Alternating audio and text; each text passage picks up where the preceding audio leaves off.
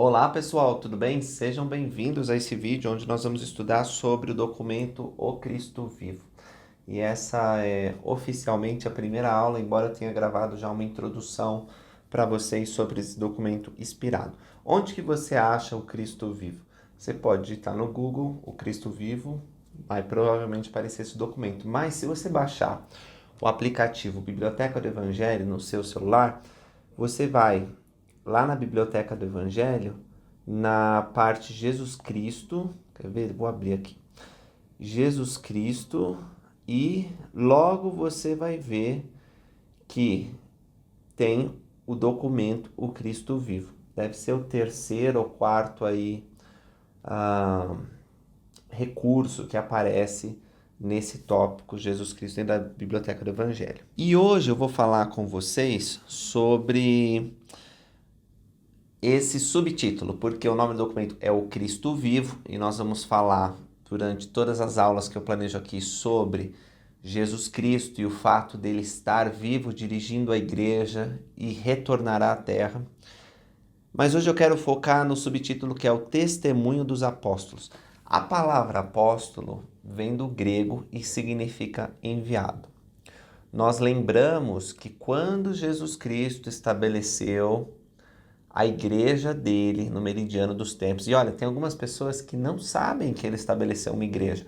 Acham que Cristo ia apenas de um lado para o outro pregando, mas não tinha uma instituição, não tinha uma organização. Isso não é verdade. Embora o cristianismo tenha se espalhado muito com as pregações de Paulo e com os demais apóstolos, e que um caráter mais institucional tenha sido reconhecido pelos governos seculares, como por exemplo Roma bem depois, nós temos indícios dentro da Bíblia e fora da Bíblia que mostram que Cristo realmente organizou uma igreja. E o mais evidente disso é quando ele fala para Pedro e diz assim: sobre essa pedra, a pedra do seu testemunho da revelação, estabelecerei a minha igreja. E é muito importante para a estrutura da igreja, que Paulo vai falar depois, que é fundamentada no testemunho de apóstolos e profetas, com Jesus Cristo como a principal pedra de esquina, que esses líderes escolhidos pelo próprio Senhor Jesus Cristo, em pessoa. Porque assim, existem todos os líderes da igreja, todos os chamados que nós temos, vêm de Deus. Nós sabemos disso. Se nós não temos certeza se nosso chamado veio de Deus, nós podemos perguntar a Deus, e vamos obter uma confirmação celestial. Mas os chamados dos apóstolos são feitos diretamente por Cristo, por sua própria voz ou através de um representante autorizado, um profeta de Deus. E os apóstolos, os primeiros, os originais, que a gente chama, porque depois teve outros apóstolos, né? Mas a gente fala apóstolos originais porque o próprio Senhor Jesus Cristo na mortalidade disse: eu chamei e os nomeei, para que vades e deis frutos. E quem é esses que ele nomeou? A gente sabe de Pedro, André e muitos outros, Tiago, João, são 12 no total.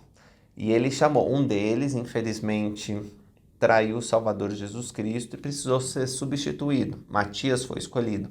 E o quórum, quando tinha uma vaga pela morte ou por apostasia, então um outro homem dentro da igreja que conhecia e tinha um testemunho do Senhor Jesus Cristo era chamado.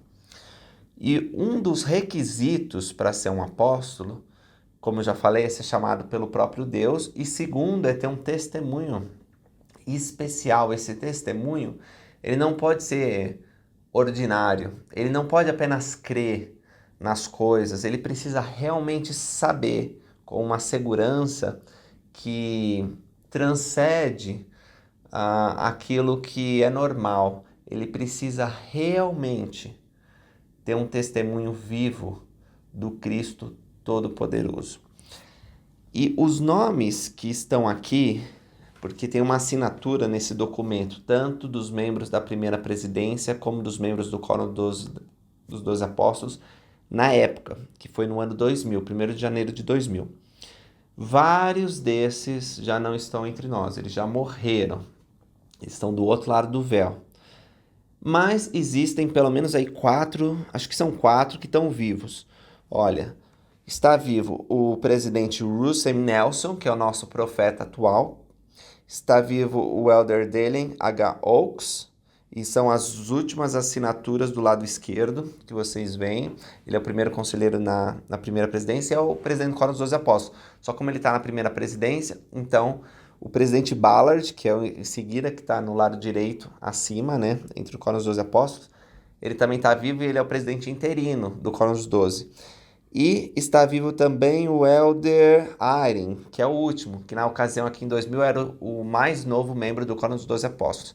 Então, essas pessoas, apóstolos do Senhor, deram seus nomes ao mundo para testificar a realidade de Cristo. Esses 4 remanescentes, eles têm o mesmo testemunho que eles estavam na ocasião. Eles declaram a mesma verdade, que Cristo está vivo. E os apóstolos que foram chamados depois para substituir aqueles que faleceram, eles têm o mesmo testemunho.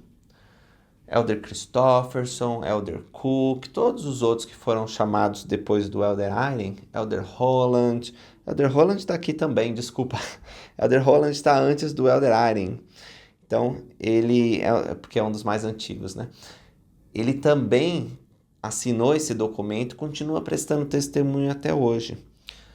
Eu vou ler uma escritura para vocês, está em Doutrina e Convênios 46, que acho que explica bem a intensidade do testemunho de um apóstolo. O Senhor está falando nessa revelação sobre os dons do Espírito. E ele diz que a alguns é dado saber pelo Espírito Santo que Jesus Cristo é o Filho de Deus e foi crucificado pelos pecados do mundo. Isso está no 13 do 46. E a outros é dado crer nas palavras deles para que também tenham vida eterna e permanecerem fiéis. O Elder Richard Scott, que é um dos que assina esse documento, que já é falecido, membro do Quórum dos 12 Apóstolos, uma vez estava em São Paulo, num devocional, e eu estava lá, e ele leu esses 2 versículos e foi muito claro dizendo, vocês se qualificam para o segundo e eu para o primeiro versículo que li. Ou seja, ele sabia que Jesus era o Cristo com uma segurança que transcende o testemunho ocular. Ele sabia dessas coisas, era uma testemunha especial de Cristo. E nós tínhamos o privilégio de crer nas palavras dele. De fato, o Espírito era muito forte, nós podíamos saber que ele sabia. E eu não conheci pessoalmente, mas como entrei na igreja desde que nasci, né? Eu tive o privilégio de ouvir esses homens ministrarem. E vários deles eu tive na mesma sala, numa mesma reunião com eles, enquanto eles visitavam o Brasil, o Mistac, faziam uma conferência, uma reunião para jovens, e eu tive a oportunidade de aprender com eles. E quero lembrar alguns que estão aqui. Então, o primeiro é o presidente Gord B. Hinckley.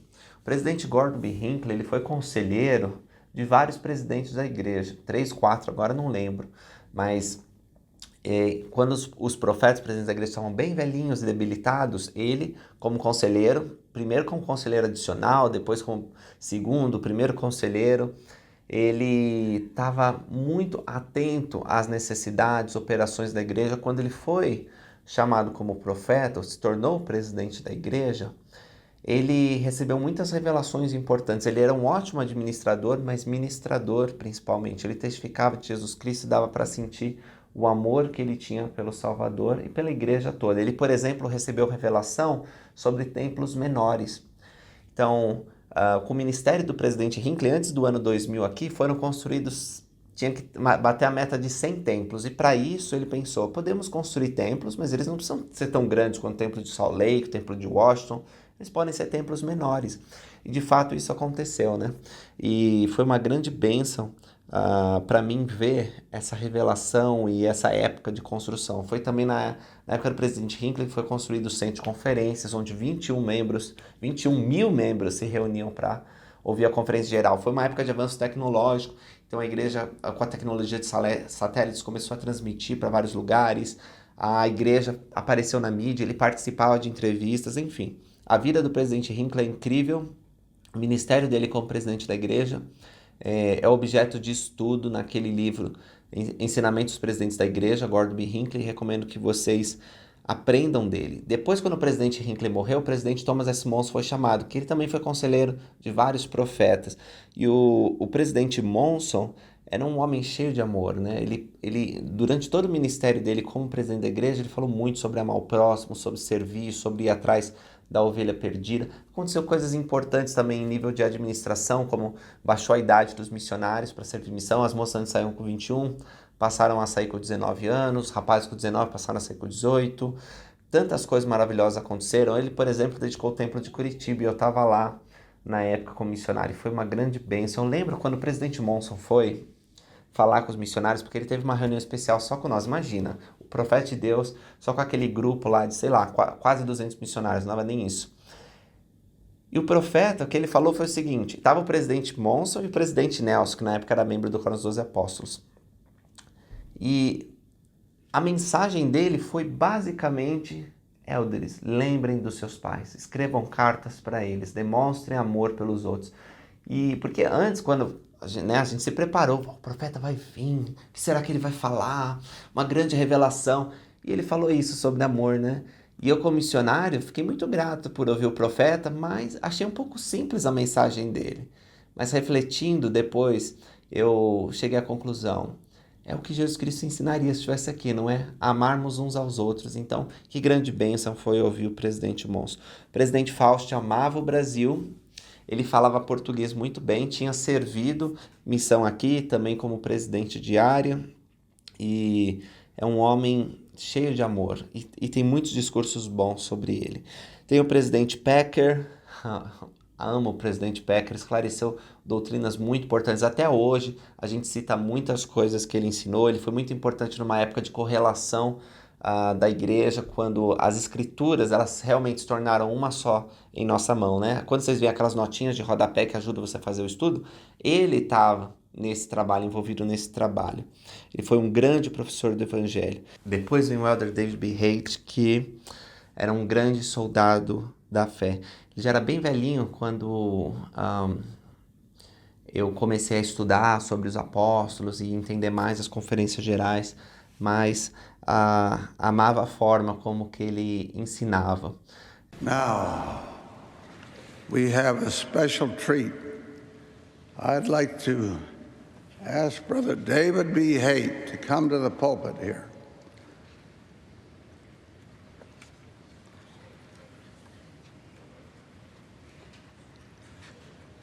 Here's a grand old warrior. He's 97 years of age. He's lived longer than any other apostle in the history of this dispensation. Dear Brother Haight, thank you. Thank you. You want to wave to these people? Yes, I must. I'm waving.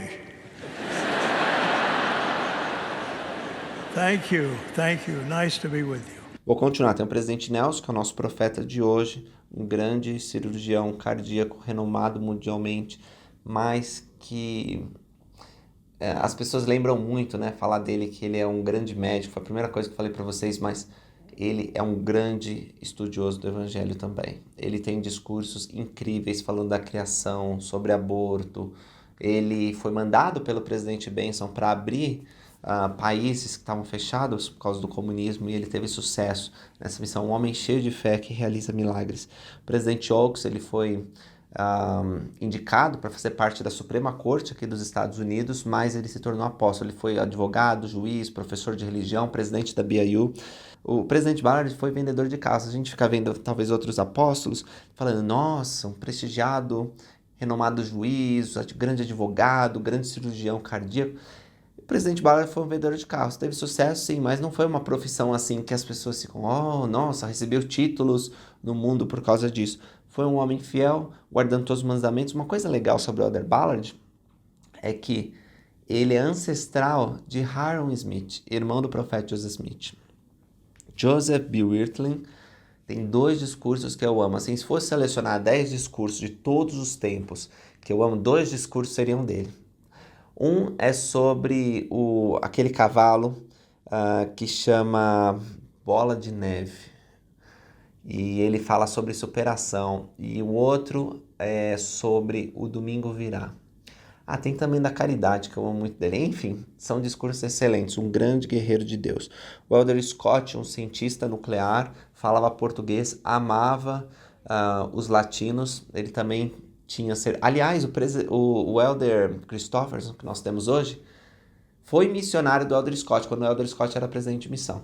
E o Elder Scott, ele amava muito a esposa dele, tanto que quando ela faleceu, ele sempre falava sobre ela, tinha uma pintura enorme sobre ela, e tem muitos discursos sobre casamento, sobre amor, sobre serviço, oração, que vem do Elder Scott.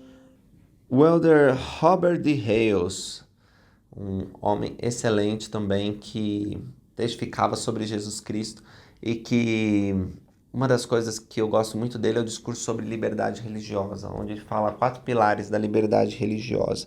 O Elder Holland, um excelente professor, muitos de vocês ficam ansiosos como eu fico para ouvir o discurso dele da Conferência Geral, que vai ser aquele discurso poderoso, que vai fazer você rir, chorar e entender mais o plano de salvação. Nós amamos todos o Elder Holland, ele esclarece a doutrina de uma maneira espetacular. Tem o presidente Eyring também, que eu tenho a impressão que ele sempre se emociona nos discursos dele. Foi um grande professor, reitor de faculdade. O pai dele foi um grande cientista aqui nos Estados Unidos, um dos maiores químicos, né? Foi indicado para o Prêmio Nobel. E é impressionante estudar a vida desses homens e ver que eles foram valentes discípulos de Jesus Cristo. Mas o que qualificou eles para se tornarem apóstolos não foi a carreira, não foi a família, não foi o nome, não foi o local de nascimento. O que qualificou eles foi um chamado feito antes da fundação do mundo para que eles testificassem de Cristo. E eles, tendo se mostrado fiéis e guardado os mandamentos, foram confirmados nisso. E no devido tempo, o presidente da igreja, sentindo a inspiração, estende esse chamado que foi feito pelo próprio Jesus Cristo. E eles se tornam apóstolos. Agora, a qualificação para servir como um apóstolo é ter esse testemunho especial. Às vezes, esse testemunho especial vem muitos anos antes deles se tornarem apóstolos. Às vezes, vem quando eles são chamados, e durante o curso do chamado deles, eles vão adquirindo esse maior poder espiritual. Mas todos os apóstolos precisam desse testemunho para cumprir sua função. Eles não podem ser enviados às nações da terra, e essa é a principal função deles, para testificar de algo que não creem. Eles precisam saber. E Deus chama esses apóstolos em nossos tempos. Ele organizou um quórum de 12 apóstolos quando visitou os nefitas, chamando 12, nós chamamos de 12 discípulos, apenas para distinguir dos apóstolos de Jerusalém. Mas eram apóstolos, o chamado deles era o mesmo. E nesses dias, com a restauração, Joseph Smith foi inspirado por Deus a chamar 12 homens para compor o quórum dos 12 apóstolos. E esse quórum foi recebendo mais e mais designações e responsabilidades, segundo a orientação de Joseph, o profeta de Deus, vidente levantado nesses últimos dias, e se tornou um quórum presidente da igreja. Então nós temos a primeira presidência e nós temos o quórum dos 12 apóstolos, em igual autoridade. Primeira presidência dirigindo os trabalhos do Senhor, mas quando o presidente da igreja morre, por exemplo, a primeira presidência é desfeita e o quórum governante passa a ser o quórum dos 12 apóstolos. E eu queria dar essa introdução para vocês para saber quem que está falando aqui. Quem que está testificando de Jesus Cristo? Quem são os apóstolos? Hoje, nós temos outros. Como falei para vocês, apenas 5 deles. O presidente Nelson, o Elder Oaks. O presidente Nelson, o Elder Oaks. O presidente Nelson, o presidente Oaks, o presidente Ballard. O Elder Holland e o presidente Eyring. Esses que estão vivos hoje.